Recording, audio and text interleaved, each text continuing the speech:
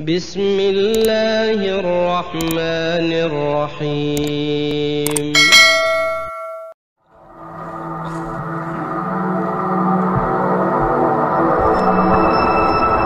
Assalamualaikum warahmatullahi wabarakatuh. Bismillahirrahmanirrahim. Alhamdulillahirabbil alamin. Wassalatu wassalamu ala asyrafil mursalin sayyidina Maulana Muhammadin wa ala alihi washabihi asma'in amma ba'du. Ingkang sangat kula hormati Kiai Haji Atabik Ali dan keluarga, Kiai Haji Jirjis dan keluarga, wonten pernah Mbah kula sedanten, wonten Mbah Nafis, wonten Mbah Ida sedanten kang hormati. Duka mbah niku celukan wau Gus Yofur tasarruf dipanggil adik. Kula niki tasarruf. Kula niki termasuk Bani Umar, terus kula kepanggih Bani Mbah Maksum teng Mbah Abdul Aziz. Terus Mbah Nuriyah niku Mbah Masfuriyah, terus dugi Mbah Abdul Aziz. Kula niku mbah kandung kula Fatimah binti Idrus bin Umar. Mbah Umar niku garwane namine Maimunah binti Abdul Aziz. Terus kula yang teng mriki paling dekat kalian Lek Hindun, Mbah Hindun iki sami-sami putu Mbah Umar. Nggih kalian rileks kula badhe nerusaken cerita Gus Yofur, cerita Mas Maftuh, dan saya tidak akan gojlok karena beliau sudah punya tawaduk, sekarang sudah membaik. Karena saya juga heran kok beliau kelihatan pinter begitu malam ini itu. Saya pernah dijazahi bapak, kata bapak gini, "Hak, kon kudu terkenal ngalim, ora usah terkenal wali," kata beliau. Kenapa Pak? Wong nak terkenal alim itu bisa baca Wahab, Muhadzab, itu sing hasud sinau itu ya bagus karena ada kompetisi. Yang mengidolakan terus belajar halal haram itu juga bagus. Tapi nak terkenal wali tok itu kadang orang sowan nggo gula njuk donga, dadi rodok-rodok masalah. Makanya saya pernah matur sama Lek Hindun, Mbah itu Mbah Idris itu, saya kalau muji Mbah Hamid Pasuruan mesti al-alim dulu. Karena itu kenangan saya, beliau itu orang alim, bisa baca Jamul Jawamek, bisa sampai ketika di Termas juga beliau diberi gelar Shahibul Jamil Jawamek. Jadi saya teruskan cerita Gus Yofur. Dulu yang di Termas termasuk mbah saya, terus Mbah Ali, Gus Habib, sama Gus Muhammad. Terus dulu Mbah Munawir hubungannya dengan Kiai Mahfud Termas, dititipi Gus Muhammad, kemudian diajak ke sini. Karena Mbah Munawir orang Quran, singkat cerita Gus Muhammad ini menjadi alim dan hafal Quran. Terus jadi menantunya orang Betengan, terus punya anak Gus Harir, sekarang Gus Muham, sehingga ini dzurriyyatan ba'duha min ba'd. Saya sendiri istri dari Mbah Idrus, mbah saya itu orang Kudus, namanya Sofia binti Maksum bin Soleh bin Asnawi Sepuh. Jadi yang Mbah Soleh ini dulu gurunya Mbah Soleh Darat ketika ngaji di Kudus. Sehingga silsilah ini harus kita jaga supaya kita punya tradisi yang benar. Saya tidak akan bosan-bosan belajar kitabnya Mbah Ali tentang Hujjatu Ahli Sunnah. Memang benar-benar belajar, artinya saya nikmati. Di antara yang saya kagumi yaitu ketika orang lain a priori dengan Ibnu Taimiyah, Mbah Ali itu ya kadang uji Ibnu Taimiyah, tapi ya kadang kritik. Yang dikritik tentu pendapat Ibnu Taimiyah yang tidak membolehkan orang ziarah Rasulullah SAW. Tapi yang dipuji adalah Ibnu Taimiyah meyakini bahwa qiraatul Quran itu tanfaul mayyit. Itu dipuji-puji sama Mbah Ali. Ibnu Taimiyah dikutip, Ibnul Qayyim dikutip. Saya akan cerita sedikit tentang tradisi hujjah. Dulu lama itu kelihatannya sederhana, tapi kalau berargumentasi itu hebat. Tadi Gus Yofur menyebut kitab Mbah Hasyim itu mengharamkan kentong. Beliau masyhur itu punya kitab namanya Al-Jasus an Tahrimin Nakus. Intinya kentong itu haram. Secara dalil ini meyakinkan sekali, karena ketika Rasulullah rembukan sama sahabat, kita dengan apa memaklumatkan orang kalau waktu sholat masuk? Ada sahabat yang usul pakai kentong, dzakalin nasoro, itu Nasrani. Ya pakai buk itu semacam trompet besar, dzakalil Yahud. Kemudian ada yang usul kalau gitu api ya Rasulullah, dzakalil Majus. Sehingga dari hadis itu Mbah Hasyim berpikir kentong itu haram. Tapi Mbah Fakih Mas Kumambang itu mengkritik Mbah Hasyim dengan ngarang kitab Hazur Ru'us an Tahrimin Nakus. Jadi beliau ngomentari kitab itu sambil geleng-geleng kepala. Kitab kok keliru nganti ngono itu. Jadi cara pikirannya siapa Ki Fakih. Kentong di Indonesia itu kanggo wedhus dicolong gitu. Pos kampling gitu. Kalau ada banjiran ya kentong, ada maling ya kentong. Jadi nggak ada persamaan sama sekali dengan kentong yang milik orang apa? Nasrani. Sehingga di pondok saya itu ada kentong tapi jelek sekali. Karena itu satu-satunya cara supaya beda dengan kentong yang di gereja. Kalau elek kan mirip kentong di pos kampling. Itu ya agak-agak ilmiah sedikit. Dulu ceritanya Gus Zofur itu saya teruskan. Itu singkat cerita, itu kalau yang di kejadian di Termas itu Mbah Dimyati sudah nyuruh semua kentong disembunyikan karena mau ada Mbah Hashim. Cerita itu mukarror di Kiai Fakih sama di Kiai Dimyati Termas. Setelah kentong dikumpulkan semua, Mbah Hashim datang, seneng, ngiranya Syekh Dimyati ini sependapat dengan beliau, yaitu sama-sama nggak ada kentong. Tapi setelah itu ada santri yang matur, Mbah Dim pun beres kentong pun kula delikno sedanten. Itu di depan Mbah Hashim. Jadi GR-nya Mbah Hashim bahwa Mbah Dim itu sependapat akhirnya hilang. Ternyata ini akal-akalan toh gitu. Karena santrinya matur, Mbah Dim pun beres sedanten kentong beduk sudah disembut singkirkan. Itu di depan Mbah Hashim. Saking lugunya santri, nah saking ikhlasnya agak ngerti mahalus syahid ini adalah Mbah Hashim. Saya mau meneruskan cerita Gus Zofur. Dulu, ini cerita dulu. Dulu Mbah Mun ngaji di Lirboyo, tapi Kiai Makhrus ngaji sama Kiai Khalil Harun. Kiai Khalil Harun itu adik juga sekaligus muridnya Mbah Umar Harun. Mbah Umar Harun itu generasi kedua setelah Mbah Ghazali. Beliau menantunya Mbah Ghazali, tapi ya sudah ponaan. Sehingga tradisi ini penting karena saya berkali-kali bilang di mana-mana. Status orang tua dan mbah itu adalah terserah anak cucunya. Bukan terserah mbahnya, tapi terserah anak cucunya. Saya tidak akan bosan mengingatkan ini. Saya pernah di makamnya Nabi Yakub, itu ya dikemuli bendera Israel. Di makamnya Nabi Dawud. Nabi Ibrahim juga dekat sinagog.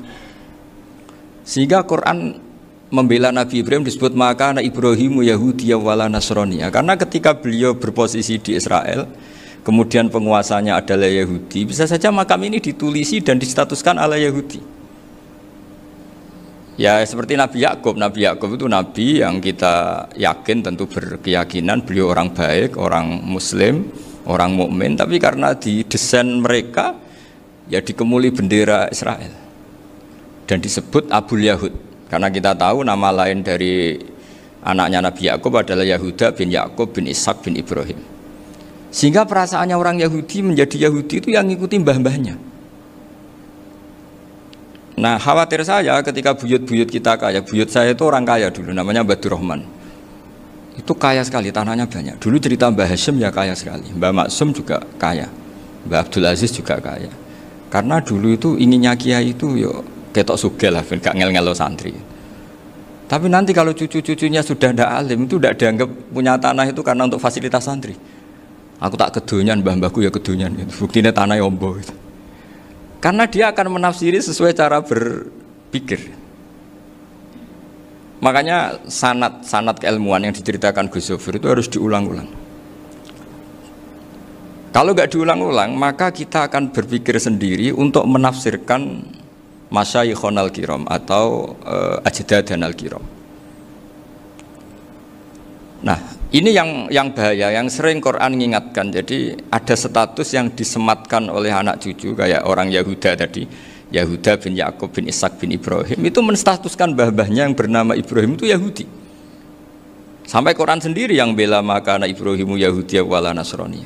Karena secara geografis sekarang Ibrahim di Israel dan otoritas itu juga milik mereka, sehingga mereka bisa masang-masang atribut yang menunjukkan kalau itu Yahudi. Beberapa al-alim al-alamah yang minnah itu sudah wafat dan kadang-kadang dzurriahnya itu tidak kita. Kalau sekarang orang bahasakan kubu sebelah.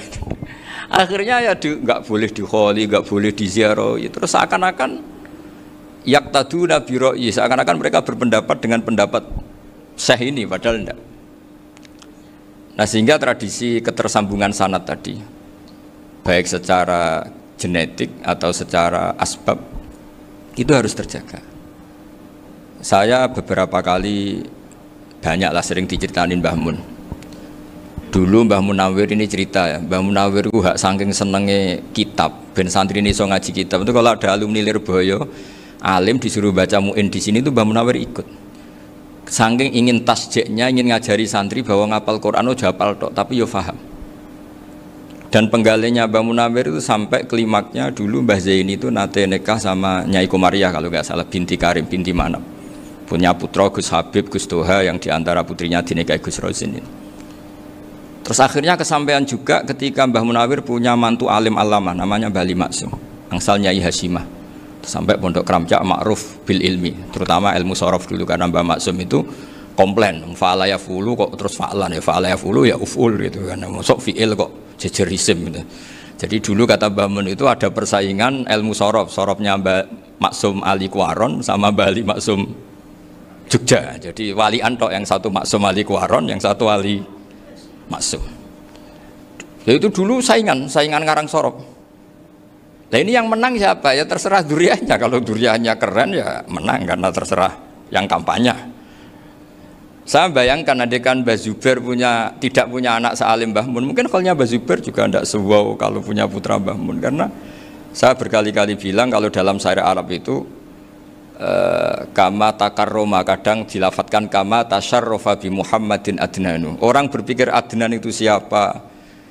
Itu karena ada Nabi Muhammad SAW. Orang mencari-cari Mbah Mun itu mencari Mbah Zubair karena ada Mbah Mun. Orang mencari Mbah Dahlan karena ada Mbah Zubair. Wong kok alime ngono iku bapake sapa? Wong kok alime ngono iku putune sapa? Tapi kalau kita ini sudah ndak alim, ini orang sudah nggak tertarik nyari-nyari leluhurnya karena dianggap selesai. Jadi yang dengan tanda kutip yang menghabisi mbah-mbahnya itu ya mesti cucunya itu. Ini mau ngamuk, mau peringatan, tapi ini juga peringatan pada diri saya sendiri. Jadi sehingga zuriyah ini penting. Kenapa para nabi mesti donga zuriyatan thayyibah? Kenapa selalu berpikir tentang zuriyah? Wa ja'alaha kalimatam baqiyatan fi aqibi. Karena zuriyah ini yang nanti bisa menstatuskan leluhurnya. Seperti tadi cerita Mas Maftuh ini, tak puji betul, saya hari ini tidak ingin gojlok supaya kewalian saya tidak tergerus oleh kedoliman. Saya pernah diceritain Gus Zofur, juga sering baca buku tentang Mbah Maksum. Dulu Mbah Maksum kalau wasiat kembali ya gitu, kamu harus NU dan harus mempertahankan NU, tapi tidak dengan cara membenci Muhammadiyah. Dulu Mbah Mun juga sering cerita, dulu Mbah Hashim tuh ngaji Syekh Mahfud. Nah Mbah Ahmad Dahlan dulu namanya Darwis sering ngaji sama Syekh Khotib Minangkabau. Zaman itu Syekh Khotib sudah modern, sudah ikut gerakan Abdu, gerakan Almanar. Sehingga bawaannya Mbah Ahmad Dahlan ini agak agresif. Yang Mbah Hashim karena hanya mulazim di Syekh Mahfud, hanya sesekali ngaji Syekh Khotib, beliau lebih seperti itu. Dan dua beliau ini sama-sama pernah ngaji Mbah Soleh Darat di Semarang, Mbah Hashim sama Mbah Ahmad Dahlan yang dulu namanya Darwis. Jadi ini masih min minuskatin wahidah mimam bain wahid. Sehingga kita tidak kaget ketika Mbah Ali Maksum mengomentari Muhammadiyah itu masih ahli sunnah wal jamaah. Makanya nanti terakhir saya baca kitabnya Mbah Ali dan sering saya pelajari. Andai kan kita ini sepakat dengan ilmu, ya kita tahulah kalau Abu Hanifah itu tidak kunut, Imam Syafi'i kunut, berarti kunut itu mazhabnya Abu Hanifah, bukan mazhabnya Mbah Ahmad Dahlan. Apa tidak kunut itu mazhabnya Abu Hanifah, bukan mazhabnya Mbah Ahmad Dahlan. Kita kunut itu mazhabnya Imam Syafi'i, bukan mazhabnya Mbah Hashim. Ini semuanya masih dalam bingkai ilmu. Adzan qabla subhi juga riwayatnya jelas. Tidak adzan ya sudah perilaku kita sudah jelas. Dulu Mbah Mun sering didik kita gitu. Saya sering dengar cerita kalau dulu Pak Arif Fakhruddin begitu hormat sama Mbah Ali, apalagi zuriyahnya Mbah Azhar Basir, karena beliau dulu ngaji di Termas. Dulu itu nggak ada masalah karena semuanya dianalisis pakai ilmu. Tapi sekarang pakai identitas, yang kunut itu NU, yang nggak kunut Muhammadiyah. Berarti Abu Hanifah itu Muhammadiyah, Imam Syafi'i itu NU. Berarti Imam Syafi'i itu ya anak buahnya Ki Miftahul Ahyar kira-kira gitu kan. Nah, kan anak buahnya Pak Said Akil. Kan terus jadi repot. Dulu kita ini pengagum ilmu, bukan pengagum perbedaan. Sehingga di sini yang saya kagum dari sekian ceritanya Mbah Ali Maksum, supaya kitab ini to the point, supaya nggak lama-lama karena waktunya juga. Nanti kalau kemalaman ini kena semprit ini sudah. Ini diantara yang diceritakan Bali itu unik. Imam Syafi'i itu sering tawassul, sering wasilah sama Siapa itu? Abu Hanifah. Ini sudah tak petakan, saya baca yang sensitif lah, so yang ini ya. Ziyad al-Babus Samin, terus sebentar ini yang bab tawassul.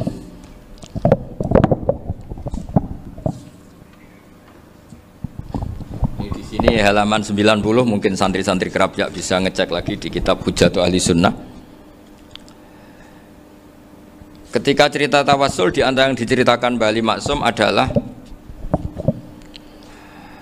perilaku ya, bukan sekedar statement tapi apa? Perilaku. Perilakunya Imam Syafi'i atau ahwalnya kalau bahasa halusnya, yang selalu ke makamnya Abu Hanifah untuk tawassul. Padahal Imam Syafi'i itu orang yang secara ilmu sering kritik Abu Hanifah. Jadi ini saya baca ini di halaman 100, jadi tawassul mulai halaman 9 berapa ini sampai halaman ini yang qala sami'tu Syafi'iyya yaqul inni la atabarraku bi Abi Hanifah wa aji'u ila qabri fi kulli yaumin za'iran fa idza uridat li hajatun shallaitu rak'atain, halaman 100, waji'tu wa sa'altu wa ta'ala al hajat indahu fama tab'udu anni hatta tuqda. Kanal Imam Syafi'i ayyama huwa bi Baghdad yatawassalu bil Imam Abi Hanifah yaji'u ila dorihi fayusallimu alaihi wa yatawassalu ila Allah bihi fi qada'i hajati. Terus wa yatawassalu Imam Ahmad bi Imamina Syafi'i. Jadi di antara yang diceritakan Mbah Halim Maksum itu betapa Imam Syafi'i yang terkenal sering mengkritik Abu Hanifah dalam tatanan fikih karena beliau tidak percaya ada istihsan. Abu Hanifah berpendapat adanya istihsan, dan kita tahu lah ikhtilafu Syafi'i wa Abu Hanifah itu besar sekali. Tapi beliau itu tahu Abu Hanifah itu orang yang sangat soleh. Abu Hanifah itu kalau ketemu sama orang yang utang beliau itu yang lari bukan yang utang Abu Hanifah, karena takut orangnya itu izin. Jadi kalau ketemu yang utang di jalan itu yang sembunyi itu Abu Hanifah. Kenapa engkau sembunyi? Ada yang utang saya lewat, nanti orangnya malu. Jadi setingkat Robi'ah Adawiyah itu beliau di rumah ada maling itu sembunyi. Ditanya kenapa engkau sembunyi? Malu, gak ada yang dimaling. Malu sama malingnya karena serumah itu gak ada barang yang layak dicolong itu. Itu Robi'ah sampai dia sembunyi. Itu yang bisa niru itu Abu Hanifah. Jadi wali-wali besar ini ternyata saling menghormati dan saling tawassul. Nah saya berharap tawassul ini bukan sekedar perilaku sosial, tapi memang ada sanatnya. Sehingga terus diceritakan Bali di sini dulu istaqa Umar bil Abbas. Kata siapa tawassul harus dengan Rasulullah SAW? Dulu istaqa Umar bil Abbas. Sayyidina Umar itu tawassul istisqa dengan Sayyid Abbas. Padahal kita tahu Sayyid Abbas ini tidak nabi. Terus beliau cerita sampai Imam Syafi'i tawassul sama Abi Hanifah. Sehingga nggak ada perdebatan itu kan Umar. Kalau Umar kan ada jaminan boleh diikuti karena beliau sahabat. Bali cerita tentang Imam Syafi'i yang tawassul dengan Abu Hanifah. Seargumentatif itu. Maka saran saya kepada alumni Kerapjak, santri-santri Kerapjak, karena saya hanya berani ngomong sama santri Kerapjak, sama mas saya ada berani kalah sepuh. Itu tradisi keilmuan itu harus dijaga dengan hujjah dan dengan tadwin, dengan pembukuan. Saya punya sekian cerita ya, misalnya dulu kita mungkin iskal itu janggal. Kenapa sih orang Islam tukaran sama orang Islam itu? Sehingga diantara doa Nabi yang enggak dikabulkan Allah, enggak boleh dikabulkan sama Allah, enggak boleh, bukan berarti enggak mustajab. Redaksinya famana aniha, memang enggak boleh. Redaksinya bukan falam yastajib lahu tapi famana aniha. Di Al-Marrah As-Salisa ini Nabi dilarang, yaitu melarang umat Islam itu jangan sampai tukaran sama umat Islam sendiri. Itu kata Allah, ya tidak bisa kata Allah, kalau itu tidak saya kabulkan. Itu dulu guru-guru kita nyontohkan sederhana. Kira-kira kalau saya tukaran wek Gus Zofuru mbah mun luwih ikhlas timbang ditukari wong liya. Nakno kakak ditabuk adik wong tua luwih ikhlas timbang ditabuk tangga. Barokahnya membaca kita lebih mentoleransi. Kalau ada Mbah Hashim dikritik Mbah Fakih Mas Kumambang, kita ikhlas itu. Tidak dikritik guru PAUD itu kan. Atau dikritik orang-orang nggak bisa ngaji. Artinya ternyata keliru kita bilang kiai kok tukaran. Justru bagus kiai tukaran. Timbang kiai dikritik guru PAUD atau dikritik orang-orang yang nggak bisa baca kitab. Akhirnya barokahnya baca kita menjadi tahu. Dulu Mbah Mun sering cerita, ini masih cerita silsilah ya. Jadi Mbah Ali Maksum tadi kita tahu di antara guru besarnya Mbah Ali Maksum tentu Mbah Mahfud Termas. Beliau adalah adik dari Kiai Mahfud Termas. Mbah Dimyati ini adik Kiai Mahfud Termas. Itu punya saudara namanya Abdul Razak, juga punya saudara namanya Dahlan. Itu yang membawa Thariqah Syadziliyah di Solo Raya yang sekarang alhamdulillah diteruskan Gus Wafi. Dulu di antara pesannya Mbah Mun ke saya, hak wafi kandani kon ziarah ning Mbah Dimyati. Mergo Thariqah Syadziliyah dulu itu yang bawa keluarganya Mbah Dimyati. Jadi semuanya ini masih dzurriyyatan ba'duha min ba'd. Nah, pesan saya karena tadi Mbah Munawir yang termasuk orang pertama yang bawa Quran, bawa qiraah sab'ah. Kenapa saya bilang termasuk? Karena kalau bilang paling pertama ini nanti butuh data. Dan itu agak kerepotan. Nah, tapi yang jelas mimman istahara lah. Mimman istahara yang membawa sab'ah ke sini itu adalah Mbah Munawir. Terus beliau ngajarkan diantaranya ke Mbak Arwani pakai kitab Satibi, pakai kitab Nazmus Satibi. Terus Nazmus Satibi itu diteruskan oleh Mbak Arwani, ditulis. Yang nulis dulu Mbah Dola Salam. Bapak saya itu murid Mbah Dola. Dulu Mbah Dola sebelum ke Mbak Arwani ngaji sama Ki Said di Sampang. Bapak saya sebelum ngaji di Mbah Dola sudah hafal Quran lewat buyut saya sendiri namanya Ki Zubaidi. Yang Ki Zubaidi akhirnya jadi menantunya Mbah Ahmad Su'eb. Jadi buyut saya kandung ini namanya Sofia, itu angsal keluarga Lasem, yang adiknya Sofia ini punya adik Badi'ah yang jadi ibunya Ki Sahal. Terus Ki Sahal punya Mbak Yu namanya Muzayanah, punya di garwa Ki Mansur punya anak Gus Qayyum. Jadi dulu ibu saya, ibunya Gus Sofur, ibunya Pak Maftu itu semuanya di Lasem. Karena saya dari keluarga Gen ya Lasem, dari keluarga sanad guru ya Lasem. Tapi Lasem Bahdawi itu dulu ngajinya di Mbah Umar Harun di Sarang. Nah, Mbah Umar Harun ini menangi Sayyid Ahmad Zaini Dahlan.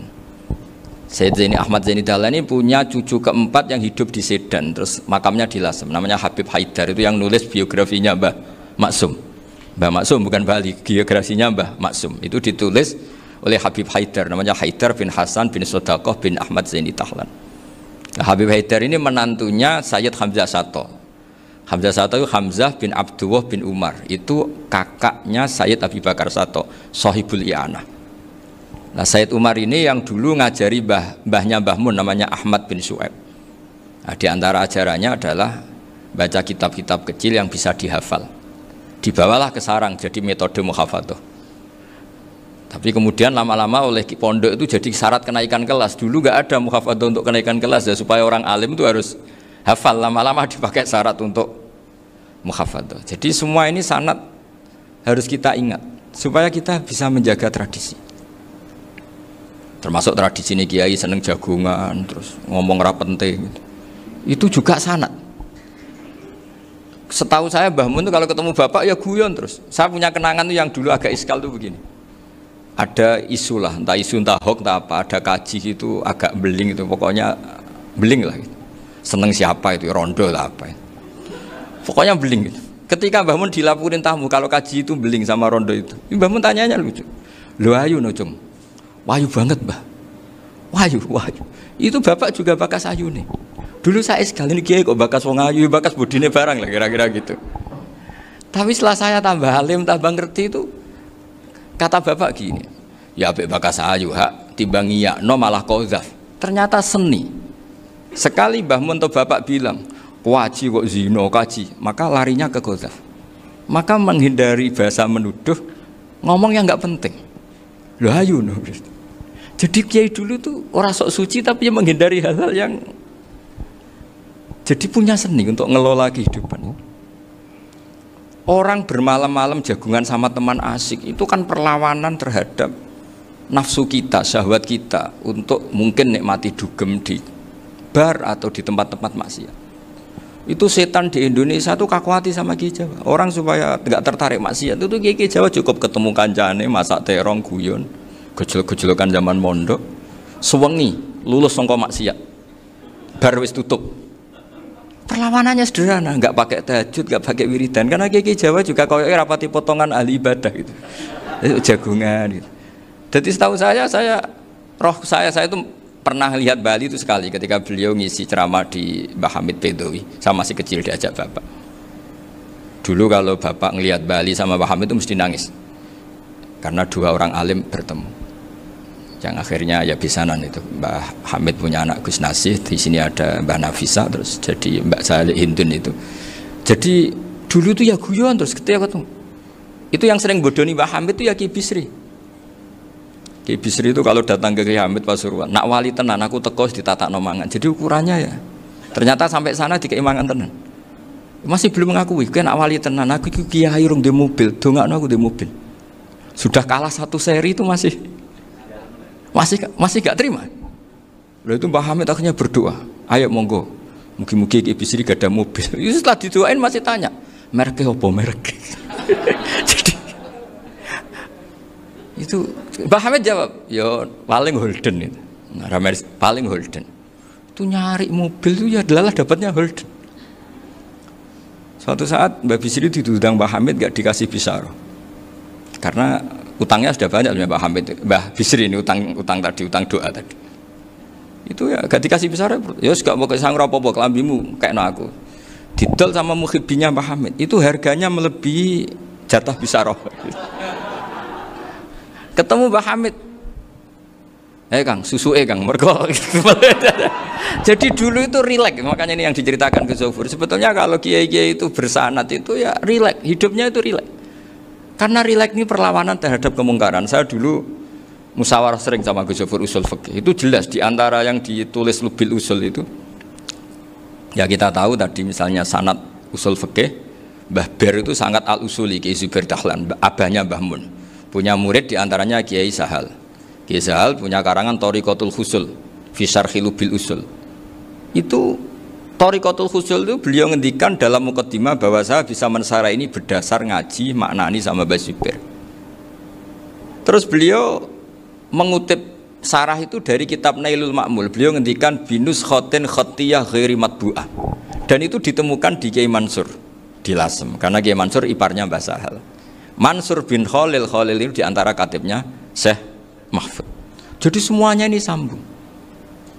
Mbah Ber saking ahli usul fikihnya, kalau ngajar usul fikih itu kalau guyon takriran saya ini lebih memahamkan ketimbang sarah.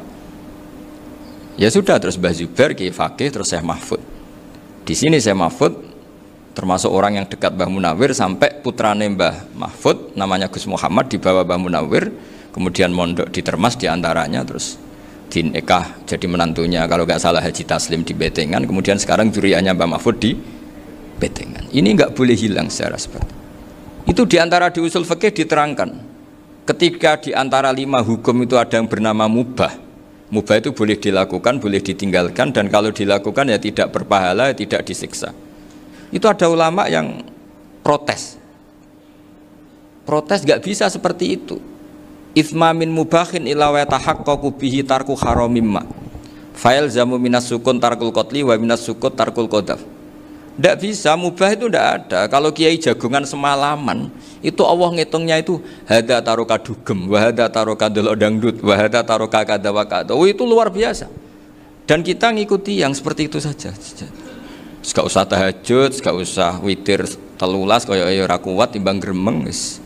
Sewengi jagungan, setan ngenteni kita tergoda maksiat, ternyata maksiatnya sampai tutup, kiainya masih apa?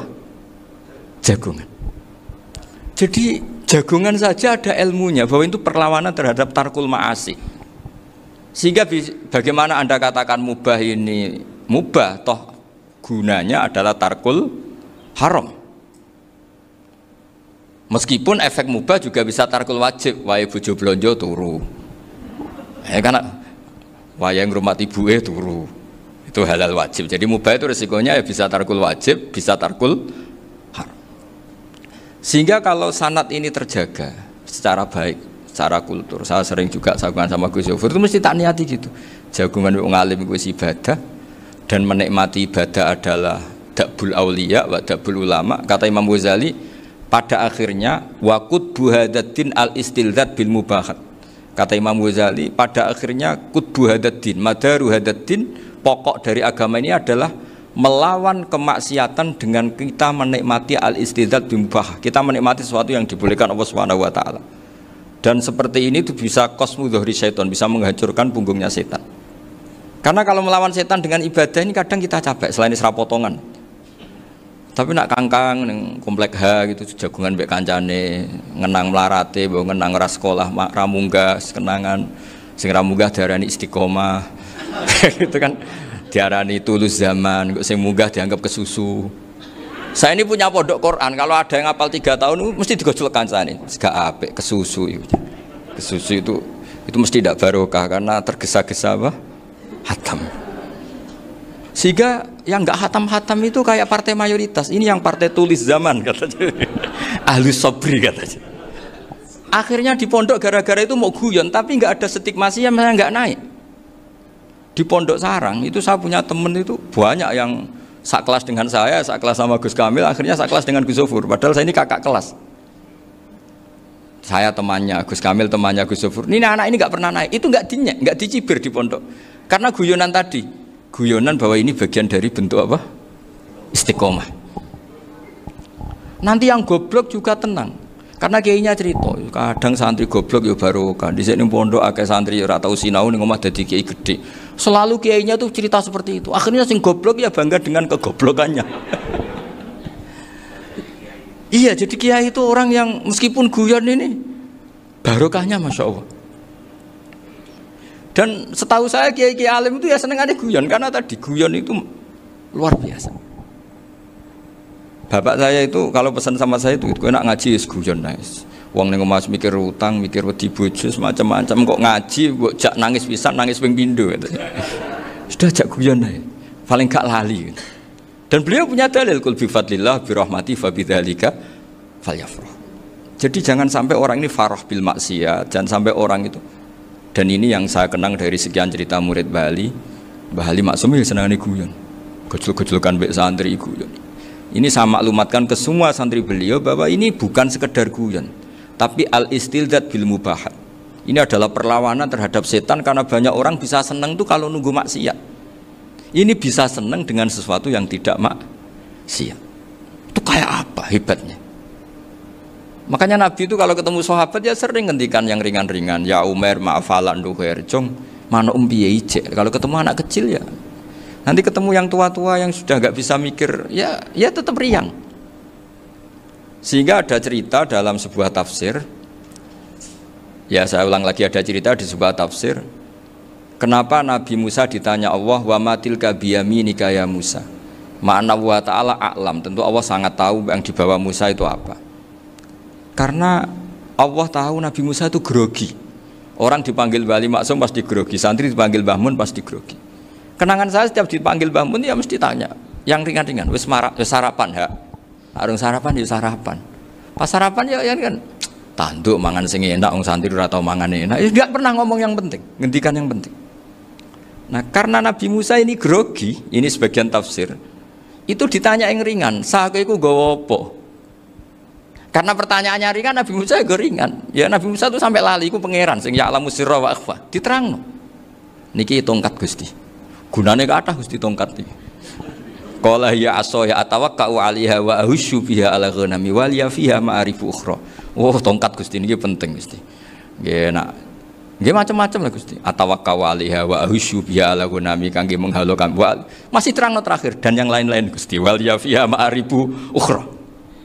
Sehingga akhirnya rileks. Karena Nabi Musa terus ngerti. Ternyata ketemu pangeran itu gak seserem yang saya bayangkan gitu. Pertanyaannya ringan.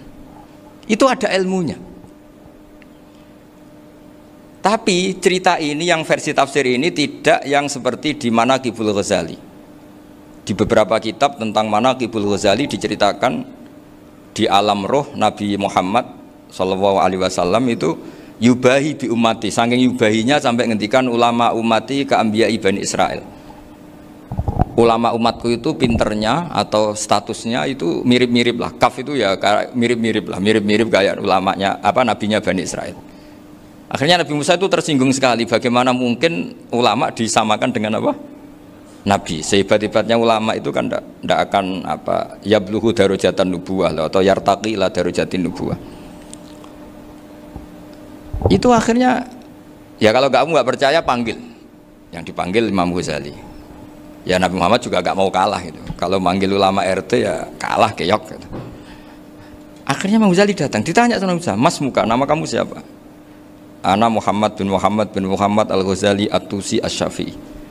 Itu disebut panjang. Terus Nabi Musa guyu-guyu. Kamu ulama kok ngomong yang nggak penting, ditanya namanya kok penjelasannya sepanjang itu, dianggap itu satu kesalahan. Masa tanyanya nama kok ditanya jawabnya Muhammad bin Muhammad Al-Ghazali At-Tusi Asy-Syafi'i, kepanjangan itu. Ketika Nabi Musa agak mencibir, agak gimana itu, terus jadi Imam Ghazali, kalau ini masalah, lebih masalah jenengan. Apa itu? Yang tanya jenengan tuh Allah ya alamu sirra wa akhfa, dan Allah hanya tanya wa ma tilka biyaminika ya Musa. Harusnya jenengan jawab asoya titik, bukan kepanjangan. Atawakkau 'alaiha wa syubha itu kepanjangan. Allah tanya yang di bawah kamu itu apa? Yang di tangan kamu. Harusnya jawabnya hanya asoya. Tapi kenapa penjelasannya sepanjang itu? Sampai terakhir waliya fiha ma'aribu ukhra. Terus pinter tenan jadi gitu. Terus ada Nabi Musa terus bilang, ya pinter tenan jadi gitu. Padahal kita tidak pernah GR seperti itu, kan kebetulan Imam Ghazali gitu. Kalau yang lain mungkin ya keok lah kira-kira gitu. Tapi ini cerita dalam khazanah keilmuan. Bener yang dikatakan Gus Zofur. Saya termasuk orang yang pernah mondok Lirboyo Pasanan. Jadi setelah saya disuruh nemani Gus Kamil, tahun berikutnya Gus jenengan disuruh. Pokoknya anakku mbah sak wulan lah kudu tau mondok Lirboyo. Piye aku tau ngaji Wakarim. Terus yang disuruh mbaturi Gus Kamil itu saya. Jadi saya pernah 1 bulan tuh di Lirboyo. Karena saya ini santri beling ya, kontraknya pokoknya penting ziarah Bakarim. Ya saya nggak pernah ngaji ya, pokoknya gerbar ngisa. Ziarah ya sudah. Ngaji subuh ingat saya sama Gus Imam. Itu dari 17 hari ingat saya ngaji 2 kali. Tapi kalau ziarah ke Bakarim sudah lupa jumlahnya karena memang kontraknya disuruh ziarah. Sampai seperti itu. Dan saking senengnya bangun sama Mbak Karim, saya masih ingat ngamplopi salam template itu masih ingat untuk Gus Anwar, untuk Gus Imam, untuk Gus Kafabi, termasuk untuk Gus Maksum. Itu malam-malam saya dijak ngamplopin. Zaman itu saya masih ingat selawewu. Zaman itu kos 1 bulan itu 13.000. Jadi kira-kira kalau 25.000 itu untuk kos 2 bulan. Jadi saya krusnya itu pakai kos. Saya masih ingat Mondok Sarang itu kos 1 bulan 13.000. Berarti kira-kira 500.000 itu di amplopin sendiri sama Mbak Mun. Ini untuk Gus War, ini untuk Gus Imam, ini untuk Gus. Padahal Gus Imam ini mondoknya sudah di Mbah Mun. Itu Mbah Mun hormatnya sampai untuk jatah salam template. Nah yang ribet kebalikannya, kita pulang Gus Imam karena melihat Gus Kamil ini putrane Mbah Mun, Gus Kamil disangoni.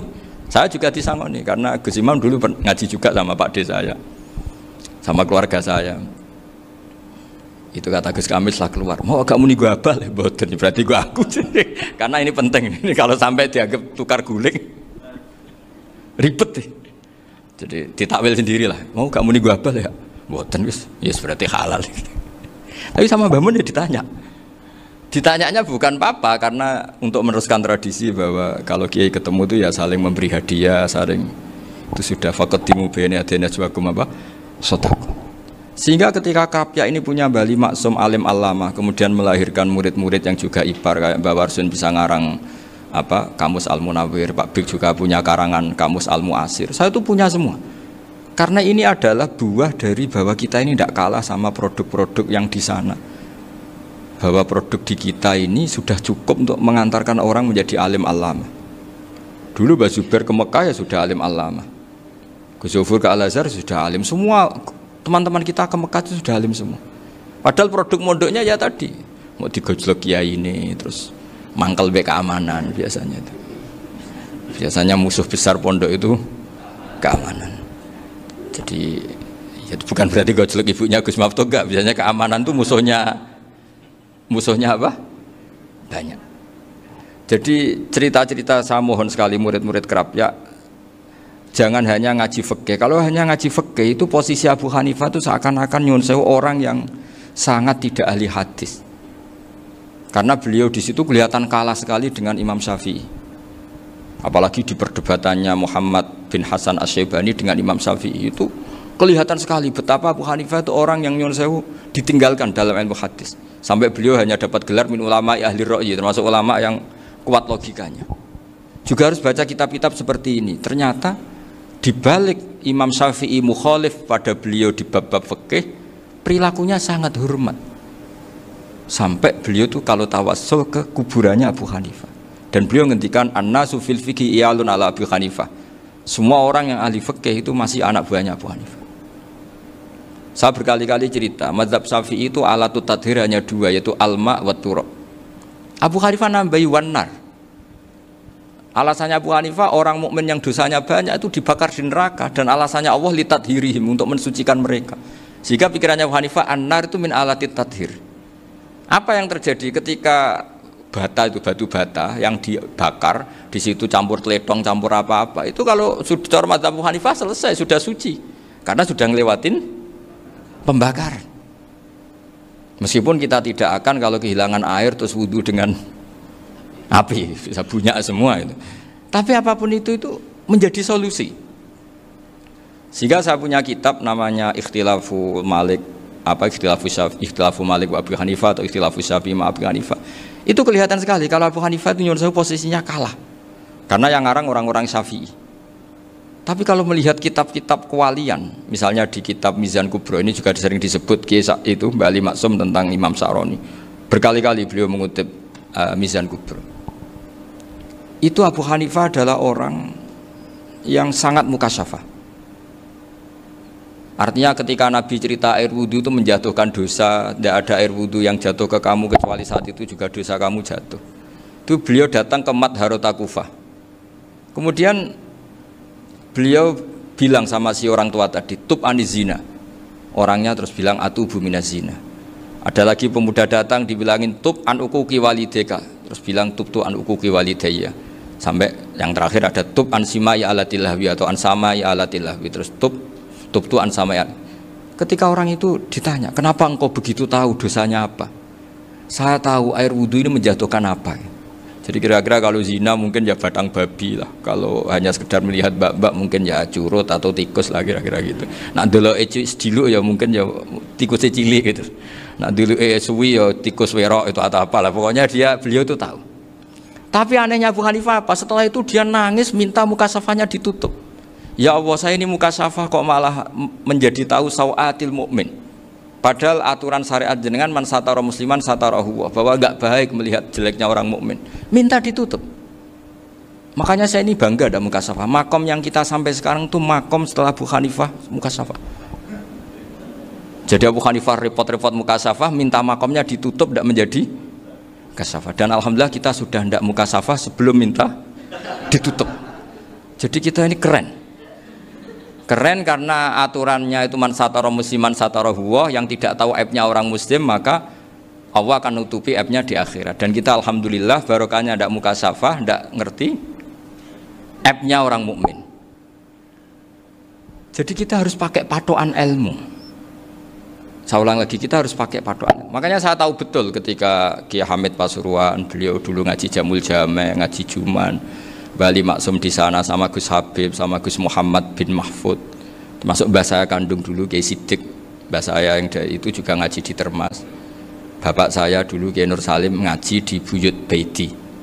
Dulu itu kawin juga sederhana, kayak cerita Gus Zofur. Jadi bapak saya kandung itu Kiai Nur Salim itu ngaji di Mbah Baiti. Mbah Baiti itu adik kandungnya buyutnya saya dari ibu. Nah Mbah Baiti itu teman akrabnya mbah saya namanya Kiai Nur Sam, Mbah Nur Sam. Singkat cerita terus Nur Kiai Jorabi narat Arabekno itu. Setelah bapak saya ke Badullah mau ditawarin jadi mantu, kata bapak saya kula pun dipek mantu Mbah Baiti. Akhirnya dapat ibu saya itu. Karena ibu saya itu cucu Mbah Baiti, cucu lambung. Jadi mbahnya ibu saya itu Mbak Yunya Mbah Baiti. Namanya Mbak Sofia tadi yang dapat Mbak Idris itu. Yang Mbak Idris ini bin Umar. Ya Mbak Umar yang mbahnya Mbak Hamid, Hamid bin Abdul bin Umar. Kalau bahasa itu Fatimah binti Idris bin Umar. Dulu kecilnya Mbak Idris namanya Abdul Khalik. Kalau kecilnya Mbak Hamid namanya Abdul Mukti. Kalau kecilnya Mbah Maksum namanya Muhammadun kalau nggak salah. Dulu itu namanya dua-dua karena diganti ketika musim apa? Haji. Jadi ini terjaga. Sehingga tidak ada ceritanya kiai-kiai yang jagongan kemudian santrinya itu yang agak-agak khawarit. Kiai kok sungi-sungi jagongan, gak tahajud, gak duha, itu tidak ada seperti. Karena ini dianggap fi'lul mubahat untuk melawan mungkarat. Jadi Sehingga di kitab Ihya diterangkan, kamu jangan ngira orang-orang soleh ketika jagungan itu min ahlil bitolah wa takasul. Itu orang-orang yang pemalas, itu enggak. Tapi mereka bisa mengasyiki Allah. Bahwa dalam jagungan ketemu teman ya asik, gejol-gejolkan sama Pak Maftuh ya asik. Dan keasikan ini bentuk perlawanan terhadap keasikan harus dengan maksiat. Itu kayak apa kalau kita ngaji sampai seperti itu? Termasuk tadi yang diceritakan Pak Maftuh kitab Hunyah. Semoga beliau cerita juga pernah belajar. Saya pernah belajar kitab Hunyah khatam. Itu diantara yang diceritakan Syabdul Qadir Al-Jilani tadi kata beliau Al-Jilani dipakai Jim Al-Jilani. Ini agak beda dengan kita. Mbah Zubair itu punya kitab namanya Al-Qolaid Al-Uluiyah. Beliau menfatwakan nama-nama ajam itu kamu bebas. Ajamiyun fasna bihi masyita. Sehingga kita kalau punya kiai harus mau qolal ustukhri. Sehingga tak mau qolal istukhri. Tirmidzi juga nasibnya sama. Qolat rawahut Tirmidziyu. Sing sitok rawahut Turmudziyu. Yang satu rawahut Tarmidziyu. Ya karena kita keluarganya Tarmidzi apa enggak gitu. Makanya kata Mbah Mun sama masih ingat. Kata cerita Gus Zofur tadi, adabnya Gus Zofur itu cerita tentang keluarga ibunya. Padahal keluarga ibunya juga orang-orang soleh yang luar biasa. Itu kata Mbah Mun, kowe roh jenenge Imam Bukhari tahu ya. Jenenge sapa? Saya nyebut Muhammad bin Ismail bin Ibrahim bin Muhirah bin Bardasbah. Lah iya Bardasbah mbok waca Bardisbah yo. Lah cara kene mbok Parmin mbok Parlan. Jadi Bardisbah mbok Bardasbah iku cara kene yo Parmin mbok. Iku rak Mbah Fadl Senori dadi kabeh diwaca Arab. Jenenge Mbah Umar Harun. Dhisik yo wong sarang Mbah Harun mbok kira nang yo ora roh, wong dhisik yo wong kuno. Jadi kalau versi Mbah Fadl, termasuk yang pertama bikin nasab Mbah Maksum itu tulisannya Mbah Fadl yang dikutip Habib Haidar tadi. Ya saya seperti Gus Zofur juga mencari-cari hubungan ulama-ulama di Jawa. Itu Mbah Mun itu kalau bicara Mbahku orang sing jenenge Kiai Serut. Kalau ditulisannya Mbah Fadl itu Syaraf. Jadi Mbah Fadl itu fanatik orang-orang alim itu ditulis Arab, kalau Mbah Mun itu Jawa. Dulu itu ada wali seto di daerah saya. Dulu orang ya janggal, ternyata ada sato itu, kesamaan di Arabnya itu sato. Sehingga kiai-kiai itu ada fanatik Tirmidzi, Turmudi, Tarmidi, Jilani, Jailani karena ajamiyun fasna bihi masyita. Jadi kalau nama-nama ajam semonggo lah baca sekenanya sementing. Cuma mungkin tahqiqnya benar Pak Maftuh tadi, memang di Mu'jamul Buldan itu Al-Jilani bikasri jim, ya sudah kita baca Al-Jilani. Sebab itu kayak Pondok Pelosok Lirboyo itu menurut saya bagus. Orang itu maknani betul sama gurunya. Kalau sarang enggak. Kalau Pondok Lirboyo, pondok yang tadi ternyata keluarga Mbah Munawir sini pernah bisanan, yaitu Mbah Zaini pernah nikah sama Nyai Komariah ya kalau enggak salah, punya putra Gus Habib ya, Pak Toha dan sebagainya. Itu betapa hubungan pondok Quran sama pondok kitab dulu itu enggak pernah terputus. Bapak saya setelah hafal Quran itu dulu ngaji Mbah Zubair. Jadi bapak saya sering ngutip mu'en apa, padahal bapak saya itu terkenal tuh, beliau cita-citanya itu saya ingin hafal Quran kayak hafal Fatihah. Beliau itu sampai sepulahnya sekali. Karena beliau inginnya hafal Quran kayak hafal Fatihah. Termasuk murid terbaiknya Mbah Dullah bapak saya. Itu ya ngaji kitab. Sehingga kata Mbah Mun, jadi Mbah Munawir di mantu Bali Maksum, itu ya sudah dipenggali. Sudah dipenggali dituruti pangeran. Lahirlah seorang Bali Maksum yang membawa. Tadi dulu itu ya Gus Muhammad yang ngaji di Termas, nanti Mbak Arwani sebelum ngaji di sini ngaji di Tebu Ireng. Sehingga Mbak Arwani bisa ngarang kitab. Beliau ngarang kitab tentang Sab'ah. Faidul Barokat namanya. Ya nulisnya ya fasih ya. Saya punya tulisan tangannya Mbak Arwani itu banyak. Saya juga punya tulisan tangannya Mbak Hasyim Asy'ari ketika nyurati buyut saya yang di Damaran itu pakai bahasa Arab. Jadi dulu itu Mbah Ali Maksum juga sama, surat-suratannya dulu sama tokoh-tokoh Muhammadiyah ya bahasa Arab. Nah ini harus kita dengar dari abna, dari bahwa Mbah Maksum kemarin yang diceritakan Gus Zofur di Khol Mbah Maksum, kue kudu belo NU, kudu tetap NU, tapi bukan dengan cara membenci Muhammadiyah. Tadi Pak Maftuh menguatkan sanad itu dari Pak Atabik bahwa Muhammadiyah termasuk ahli sunnah wal jamaah, karena sama-sama tidak sabus sahabat, sama-sama ikromus sahabat dan sama-sama bermadhab. Nah soal akhirnya ada beberapa yang rapati seneng ngaji, ini yang agak ribet. Tapi kamu tidak usah ngeritik Muhammadiyah agak seneng ngaji, kayaknya juga sama, kita nggak seneng ngaji juga banyak itu. Jadi kalau ngeritiknya masalah itu kan kita ya agak-agak agak-agak sama. Ya jadi ternyata di sini, terus ini yang terakhir supaya nggak lama-lama, Bali juga punya sisi keras sekali. Jadi dalam hal-hal yang khas ini di halaman 87 itu keras sekali. Beliau ngendikan wahal bi jununun hatta usdira amri lil mu'minin alla yazuru rasulahum. Jadi ketika saya tadi sudah bilang bahwa beliau sering muji Ibnu Taimiyah dalam banyak hal, tapi dalam banyak hal juga beliau mengkritik Ibnu Taimiyah ketika menafsirkan la tusaddur rihal illa ila salasati masajid. Kemudian Ibnu Taimiyah tidak mentasrekkan, tidak mensunatkan ziarah kubur Rasulullah sallallahu alaihi wasallam. Beliau mengkritik. Dan cara mengkritik adalah ngendikan ulaikal ladzina yuriduna ayyahulu bainahu sallallahu alaihi wasallam wa baina ummatihi fi nakhiyatin. Itu adalah orang-orang yang ingin membuat batas antara Nabi dan umatnya. Saya termasuk terinspirasi makalah Bali ini adalah bagaimana Anda mengkafirkan orang Islam berdasar qala Rasulullah sallallahu alaihi wasallam. Wan nabiyyu asyaddun nasi syafaqatan li ummati. Wan nabiyyu akhrasun nas, orang yang paling serius supaya umatnya ini selamat. Kemudian Anda dengan hadisnya Nabi mentafrik bainahu wa baina ummati berdasar dawuh Kanjeng Nabi. Itu cek mentalani. Makanya saya itu nggak pernah keras di bab ini. Misalnya nyuruh saya ada santri sarang yang nakal, itu saya tidak berani komentar karena saya tahu Mbah Mun itu sangat mencintai santrinya meskipun yang nakal. Saya melihat sendiri, bukan jari ada santri yang secara pelaturan pondok itu diboyong karena nakal. Itu Mbah Mun ngendikan begini, ya cung yo ke diboyong itu cara aturan pondok. Nah aturannya pangeran agar kowe tobat dadi wong apik ya dadi wong saleh. Ya kowe kudu tetep sering rene, kowe tetep santriku dunya akhirat.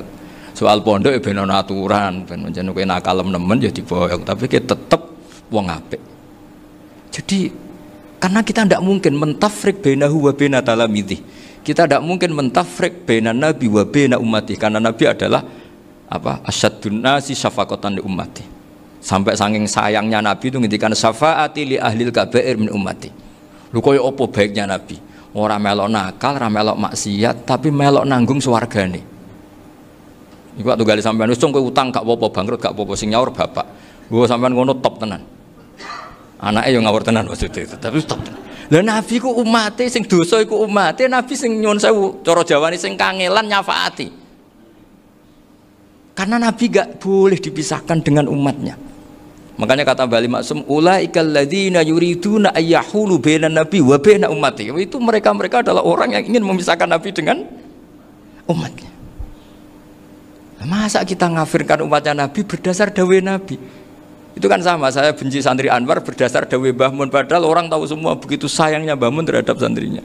Sama juga kamu benci santrinya Bali Maksum berdasar dawuh Bali, padahal beliau sangat mencintai santrinya. Nah kultur-kultur seperti ini tidak boleh hilang. Kita punya sanad, punya guru, punya keluarga yang sama.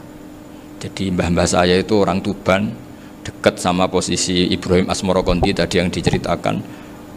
Jadi di kampung saya, kampungnya bapak saya itu ada makomnya Siti Syariah, itu mbak kandungnya Sunan Bonang. Dan bapak dulu sering ngajarin ziarah saya ke Mbak Asyari. Mbak Asyari itu bin Jumadil Kubro, berarti Mbak Asyari itu saudaranya Mbak Ibrahim Asmorokonti, gurunya Sunan Bonang. Jadi Sunan Bonang ke Tuban tuh karena disuruh ngaji sama Mbak Asyari, Mudin Asyari itu yang di Bejagung. Jadi ini semua sanatnya itu jelas, aturannya jelas. Kan Sunan Bonang bin Ampel bin Ibrahim Asmorokonti bin Jumadil Kubro. Lah yang Mbak Asyari ini adiknya Ibrahim Asmorokonti, makamnya di Bejagung di Tuban. Dulu Sunan Bonang sebelum ngaji kemana-mana ngaji di Bejagung itu di Mbak Asyari itu. Terus kemudian Sunan Bonang hidup di Lasem, di Pasujudan di Lasem. Makanya Lasem banyak orang alim karena ya dulu Sunan Bonang itu diantara aktivitasnya itu di Pasujudan di Lasem itu.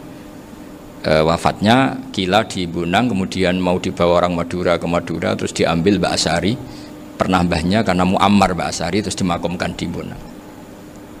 Jadi cara berpikir Mbah Ali ini menginspirasi saya. Kita tidak boleh mengkafirkan umatnya Nabi berdasar dawuh Nabi. Karena apa? Itu yang tidak diinginkan Nabi. Nabi itu inginnya yang di luar itu masuk, bukan yang sudah di dalam dikeluarkan. Itu kata beliau, ulaikal ladzina yuriduna ayyahulu bainan nabi wa baina ummati. Orang-orang yang tidak mentasrek ziarah pada Nabi adalah orang-orang yang ingin memisahkan Nabi dengan. Dan begitu kias berikutnya, orang-orang yang sidik-sidik muni ini kafir, ini sudah enggak benar, inilah yurja khairuhu, itu orang-orang yang memisahkan. Dan lucunya berdasar dawuh Nabi. Makanya semua kalau sampai ngaji Mizan Kubro, ini kitab yang sering dikutip Bali Maksum, ketika Nabi ngintikan laisa minna man ghasyana, laisa minna man latomal hudud wa syaqqal juyub bada'a bid'awal jahiliyah, laisa minna min tilkal khoslah. Semua ulama mentafsiri laisa minna fi tilkal khoslah, bahwa dalam hal itu Islam tidak bertanggung jawab. Masa menipu berdasar dibolehkan Islam, kan tidak mungkin. Semua perilaku yang salah disebut Nabi laisa minna fi tilkal khoslah, bukan laisa minna fayakunu huwa kafirun. Tidak ada satu ulama yang mengatakan laisa minna berarti orang ini kalau menipu sudah kafir. Ketika dosa ya sak dunya kafir kabeh. Siapa enggak pernah menipu? Sekedar pernah. Siapa enggak sering menipu bahkan? Hobi kadang ya rezekinya dari nipu. Lah itu kalau betul maknanya laisa minna terus kafir, semua orang di dunia kafir. Karena siapa sih yang selain Nabi yang enggak, selain Nabi kan enggak mungkin apa? Maksum. Belum lagi menurut teori usul fikih ada nipu yang wajib. Ya kan, misalnya kita orang baik ketemu orang dolim yang memburu perempuan mau diperkosa terus bersembunyi yang kita tahu, kita wajib nipu apa wajib jujur? Ketika orang dolim tanya, perempuan tadi kemana? Wajib nipu apa wajib jujur? Wajib nipu, karena kalau kita jujur berarti memberi peluang orang dolim menemukan buruannya. Jadi betapa alimnya. Dan ketika kitab Mizan Sa'roni dipakai Bali, dipakai Mbah Mun, saya pernah ngaji Mbah Mun, terus kita tahu maknanya laisa minna fi tilkal khoslah. Sehingga kita tidak mengatakan laisa minna dengan terjemahan letterlek tidak termasuk umatku. Kita tidak akan menambahi fakta frek fayakunu kafirun, tidak akan selamanya. Karena maknanya laisa minna fi tilkal khoslah. Kenapa kita selalu begitu? Karena nggak mungkin kita memisahkan umatnya Nabi dengan Kanjeng Nabi berdasar dawuh Kanjeng Nabi. Karena Nabi adalah berstatus bil mukminina raufur rahim. Ya, terus ini mohon maaf sekali ini yang saya bisa, tapi saya mohon kajian kitab Ahli Sunnah saat tadi sudah matur Gus Afif, Gus Picon ya, supaya kitab ini ditakriri lah, supaya apa ya, lebih apa ya, dan yang narkir harus santrinya, jangan bebankan saya. Ini santri yang pernah mulai sama-sama. Biasanya kalau orang NU pesantren terus orang usul jenengan mawon. Senenge lempar-lemparan, itu kata bapak saya, tawadhu keliru aja. Tawadhu itu aslinya wong ra tanggung jawab, ben ketok Islami bebo tawadhu aja. Jadi tawadhu itu orang yang sebetulnya agak punya tanggung, ben kesane Islami pura-pura tawadhu. Jadi, tapi saya mohon lah, ini kitab ini bagus sekali. Di antara yang saya senang adalah beliau cerita kalau Imam Syafi'i sering tawassul sama Abi Hanifah. Padahal kalau kita ngaji di kitab-kitab fikih, Abu Hanifah itu kayak tersangka lah. Di bab ilmu apa? Hadis. Sampai biasa kan di kitab Minhajut Thalibin, walaysa li Abi Hanifah hadisun sahihun.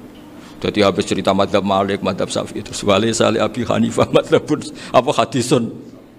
Wah, kasihan ini. Tapi kalau kamu ngaji Mizan Kubro, Abu Hanifah ini dapat posisi. Karena mesti Mizan Kubro ngendikan farajal amru ila martabatayil mizan. Kemudian dua mazhab ini sama-sama benar, tinggal kamu milih yang musyaddid apa yang mukhaffif.